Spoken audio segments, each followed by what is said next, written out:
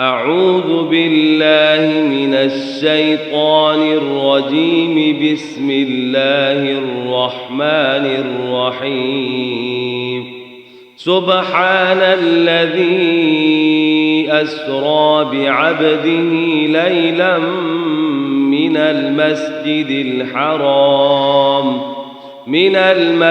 الحرام إلى المسجد الأقصى الذي باركنا حوله لنريه من آياتنا إنه هو السميع البصير.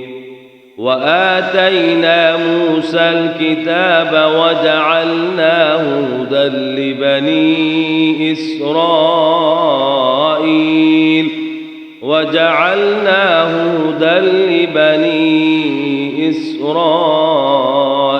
ألا تتخذوا من دوني وكيلا ذرية من حملنا مع نوح إنه كان عبدا شكورا. وقضينا إلى بني إسرائيل في الكتاب لتفسدن في الأرض مرتين ولتعلن علوا كبيرا. فإذا جاء وعد أولاهما بعثنا عليكم عبادا لنا أولي بأس شديد فجاسوا خلال الديار وكان وعدا مفعولا. ثم رددنا لكم الكرة عليهم وأمددناكم بأموال وبنين وجعلناكم أكثر نفيرا. إن أحسنتم لأنفسكم وإن أسأتم فلها. فإذا جاء وعد الآخرة ليسوءوا وجوهكم وليدخلوا المسجد كما دخلوه أول مرة وليتبروا ما علوا تتبيرا. عسى ربكم أن يرحمكم وإن عدتم عدنا وجعلنا جهنم للكافرين حصيرا. إن هذا القرآن يهدي للتي هي أقوم ويبشر المؤمنين الذين يعملون الصالحات أن لهم أجرا كبيرا. وأن الذين لا يؤمنون بالآخرة أعتدنا لهم عذابا أليما. ويدعو الإنسان بالشر دعاءه بالخير وكان الإنسان عجولا. وجعلنا الليل والنهار آيتين فمحونا آية الليل وجعلنا آية النهار مبصرة لتبتغوا فضلا من ربكم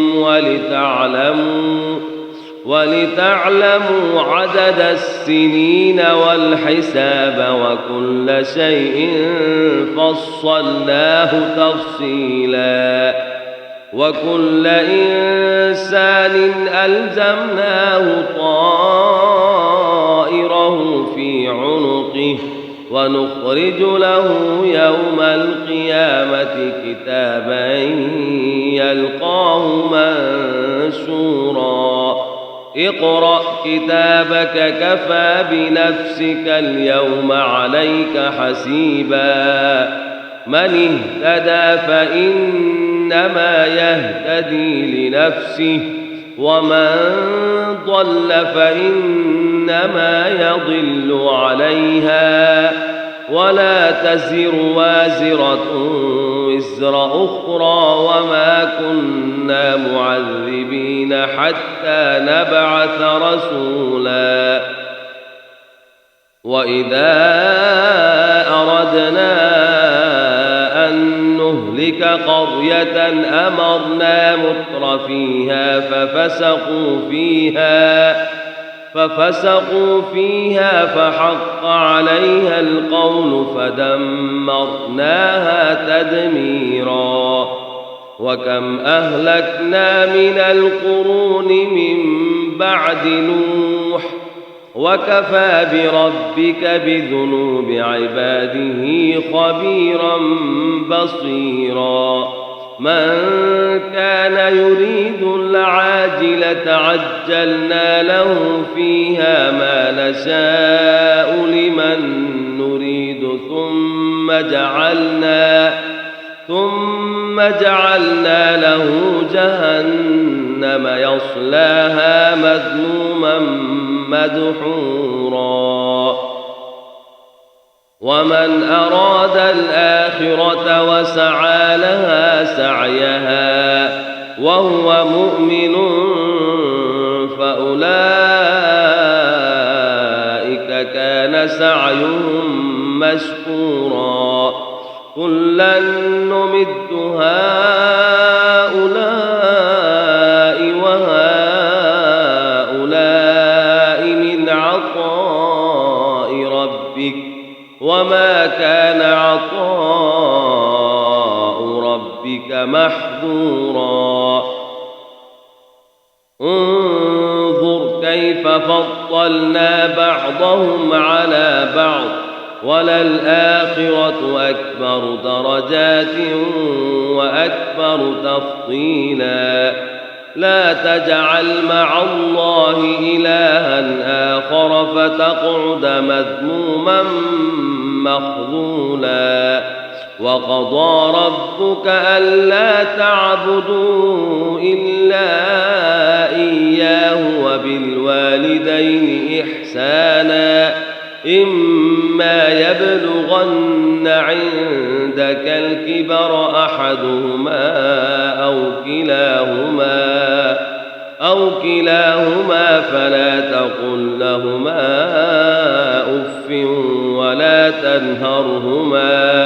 ولا تنهرهما وقل لهما قولا كريما واخفض لهما جناح الذل من الرحمة وقل رب ارحمهما كما ربياني صغيرا ربكم أعلم بما في نفوسكم إن تكونوا صالحين فإنه كان للأوابين غفورا وآت ذا القربى حقه والمسكين وابن السبيل ولا تبذر تبذيرا إن المبذرين كانوا إخوان الشياطين وكان الشيطان لربه كفورا وإما تعرضن عنهم ابتغاء رحمة من ربك ترجوها فقل لهم قولا ميسورا ولا تجعل يدك مغلولة إلى عنقك ولا تبسطها كل البسط فتقعد ملوما محسورا